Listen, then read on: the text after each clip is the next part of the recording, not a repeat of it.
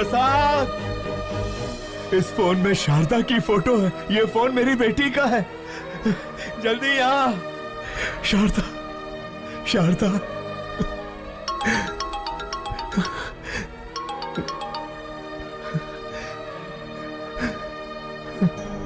Hello. Hello uncle, आपके पास है फोन?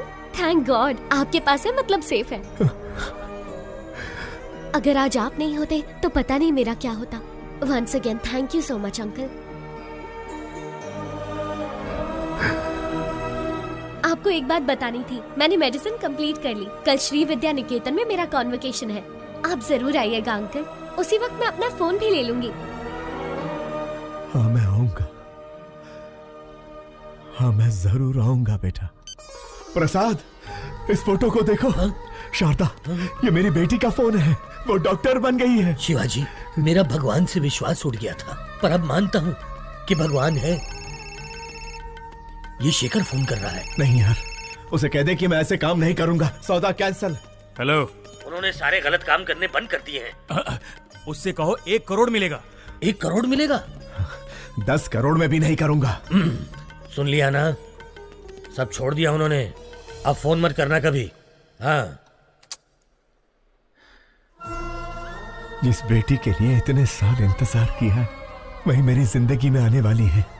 अंधेरे में बहुत जी लिया, अब उजाला आने वाला है।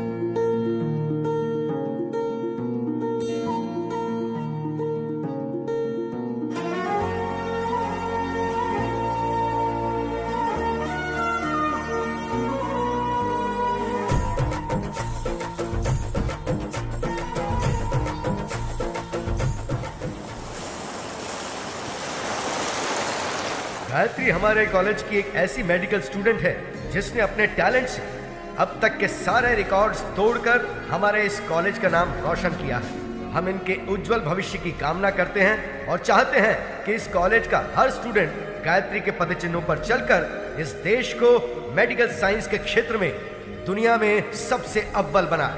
अमेरिका में माउथ कैंसर के बारे में रिसर्च करने हमारे कॉलेज से डॉक्टर गायत्री का सेलेक्ट होना बहुत खुशी और गर्व की बात है। Doctor Gayatri, I request you to come on the stage please.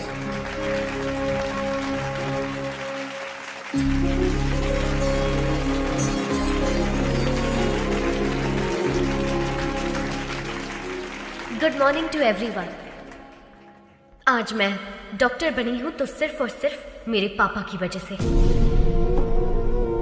Yes, मेरे पापा। सबकी जिंदगी में पापा हीरो की तरह होते हैं, लेकिन मेरी जिंदगी में वो विलन है। हाँ, वो एक विलन है।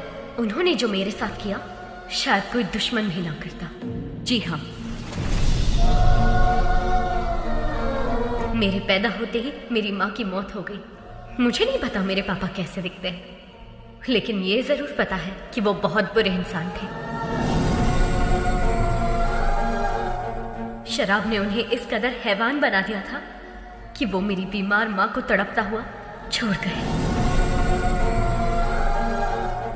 पिता के शब्द का मतलब नहीं जानने वाले मेरे पापा ने शराब के लिए मुझे 1000 रुपए में बेच दिया था। जो चंद पैसों के लिए अपनी बेटी को बेच दे, उसे पिता कहना पिता जैसे शब्द का अपमान होगा। जिम्मेदारियों के बोझ को उठाने वाले को पिता कहते हैं, लेकिन जो अपनी बेटी को बोझ समझे उसे क्या कहेंगे?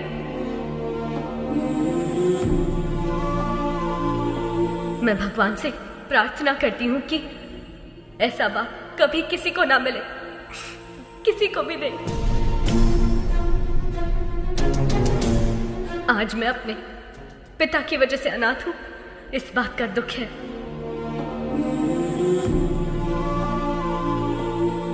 मुझे बस यही उम्मीद है कि मुझे अपने उस बाप का घिनौना चेहरा कभी देखने को ना मिले। I hate him।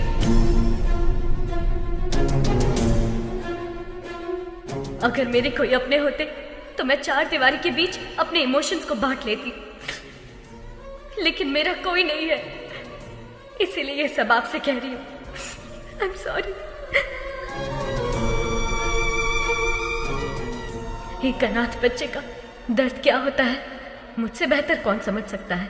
अनाथ होना किसी अभिशाप से कम नहीं है। मेरी हर माँ बाप से गुजारिश है कि वो अपने बच्चे को कभी अनाथ ना छोड़े, कभी भी नहीं। इस दुनिया में मेरे कोई अपने लोग तो नहीं है, लेकिन भगवान ने मेरे लिए बहुत से ऐसे लोग भेजे हैं और उन्हीं की वजह से आज मैं डॉक्टर बन पाई हूँ। आपका एहसान मैं कभी नहीं भूलूंगी। Thank you.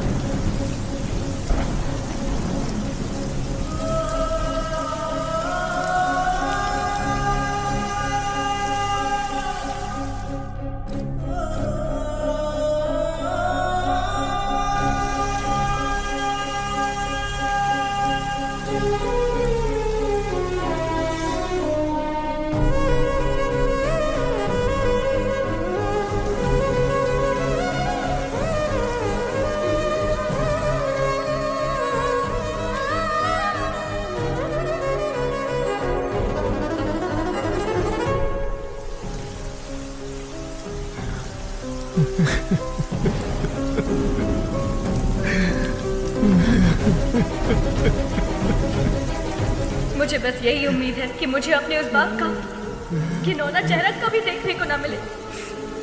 I hate him.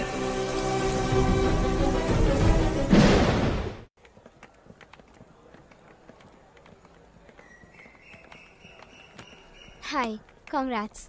All the best. Thank you. बेटी गायत्री,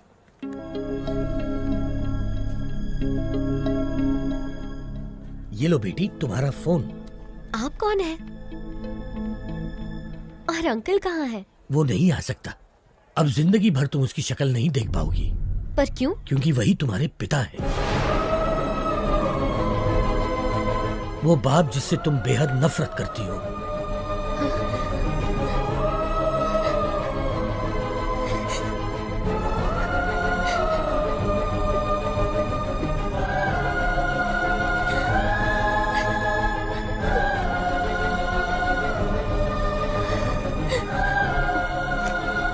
मैं नहीं मानती, पर अगर ये सच है तो उनसे कह दीजिए कि I hate him. बेटी बेटी एक मिनट बेटी, बीमारी जाने बिना किसी का इलाज करना खतरनाक होता है। ठीक वैसे ही किसी के बारे में सच जाने बिना उस पर इल्जाम लगाना खतरनाक होता है। ये लो तुम्हारी पिताजी की डायरी, इसमें तुम्हें उनकी सारी जानकारी मिलेगी।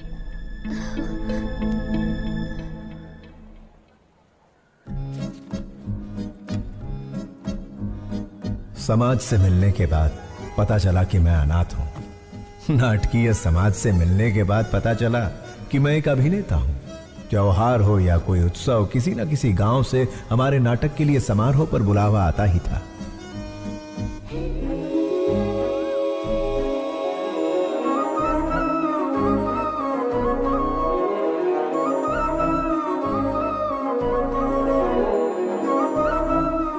बिना शब्दों वाली स्वच्छ भाषा, मुस्कुराहट की स्वच्छ भाषा से शारदा मेरी।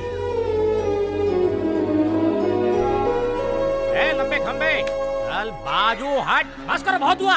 ये तुम्हारा दामाद है, शादी में आए जो इस पर फूल बरसा रहे हो। कोई राजा माना जाए जो माला पहना रहे हो, आरती क्यों नहीं लाए? मेरी कोई इज्जत है या नहीं? ये माला मुझे दे, मैं भी माला पहनकर अंदर जाऊंगा। रहने का इंतजाम कहाँ किया है? ये मेरी बेटी शारदा है। बेटी, इनके रहने का इंतजाम करो।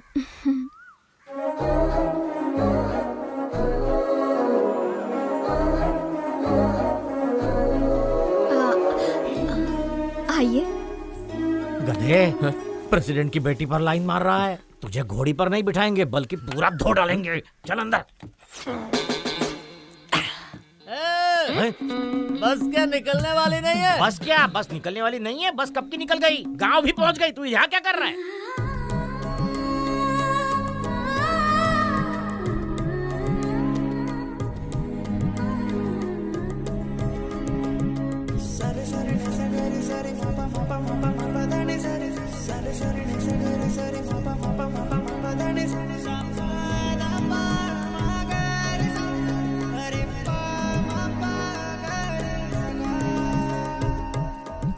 लगता है ये शिवाजी को ग्रीन सिग्नल दे रही है। मैं रेड कर दूंगा। ए, चूड़ियों पर से हाथ हटा, ग्लास उठा। बेटी हमें भी पिलाओगी? क्या पढ़ रही हो? रविंद्रनाथ टैगोर का उपन्यास पढ़ रही हूँ। खाली वक्त में नहीं पूछा बेटी, कॉलेज में क्या पढ़ रही हो? डिग्री। ए 7वीं फेल, डिग्री है यहाँ। अपनी औकात देख के लाइन मारा कर। सारी जायदाद बेचकर और कर्जा लेकर तुम लोग नाटक नौटंकी में सारे पैसे बर्बाद कर रहे हो। घर में जवान बेटी बैठी है, उसके बारे में कुछ सोचा है कि नहीं? ए, गोली सोडा। हैं? आपके घर में भी 2 जवान बेटियां हैं, उनके बारे में सोचो। बेटी भी बाप पर ही गई है। बेटा ऐसा नहीं कहना चाहिए। जो मन में आए कह देना चाहिए। जिसको जो सोचना है सोचने दो। ओम नमः शिवाय। ओम नमः शिवाय। अधर्व सर्वमंगला कला कदम्ब मंजरी रस प्रवाह माधुरी विजृंभणा मधुव्रतम् स्मरान्तकं पुरान्तकं भवान्तकं मखान्तकं गजान्तकान्धकान्तकं तमन्तकान्तकं भजे। ॐ नमः पराय। हे, मैंने दुर्योधन के किरदार की प्रैक्टिस करने को कहा था। ये तू रावण के किरदार की प्रैक्टिस क्यों कर रहा है रे? शिवाजी रावण के किरदार के लिए फेमस है, इसलिए वही प्रैक्टिस कर रहा है। का फेमस। लेकिन आपने तो खुद ही इसका दूध से अभिषेक किया ऐसा था। अभिषेक? उस दिन भैंस ने दूध ज्यादा दे दिया था, उन्हें समझ नहीं आया कि क्या करे तो लाकर इसके सिर पर डाल दिया। जाने दो, अनाथ है ना। इस गांव में दुर्योधन का किरदार निभाने को दे रहा हूँ तो उसे भी खराब कर रहा है। जिसका ना धर्म है ना जात है, वो यहाँ नाटक बिल्कुल नहीं कर सकता। चलो। रुक जाइए आचार्य देव। क्या कहा आपने? क्या कहा?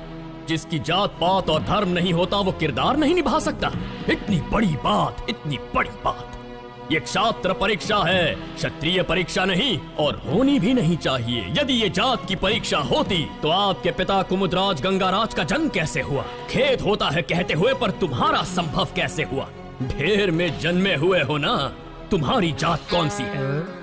तुम दूर किसी गांव में चोरी करते हुए 10 लोगों से मार खा रहे थे, तब कला परिषद की नजर तुम पर पड़ी। तुम आकर उनके पैरों पर गिरे और जब उन्होंने अपमान किया तब सबकी नजरों से बचकर तुम उनकी बहन के पैरों में जाकर गिरे। वो चीखी चिल्लाई, तुमने धोखा दिया। तब मजबूरी में मन को मनाकर उन्होंने किसी तरह बहन की शादी तुमसे करवा दी। उसका फायदा उठाकर हमारी इस कला परिषद को ही हड़प कर पागल कुत्तों की तरह हर रोज हम पर हुक्म चलाए जा रहे हो और हमी से जाति पूछते हो। और तो और घर की बेबस दासी का हाथ पकड़कर मार खाने वाले संस्कारहीन इंसान, गिरगिट की तरह रंग बदलते तुम्हारे विचार, संदर्भ के अनुसार बदलते तुम्हारे कृत्य। आज मुझे बताओ कि आखिर तुम्हारी जाति क्या है? आपने तो कमाल कर दिया। इस किरदार को आप ही निभाइए। जिसको जो सोचना है सोचने दो।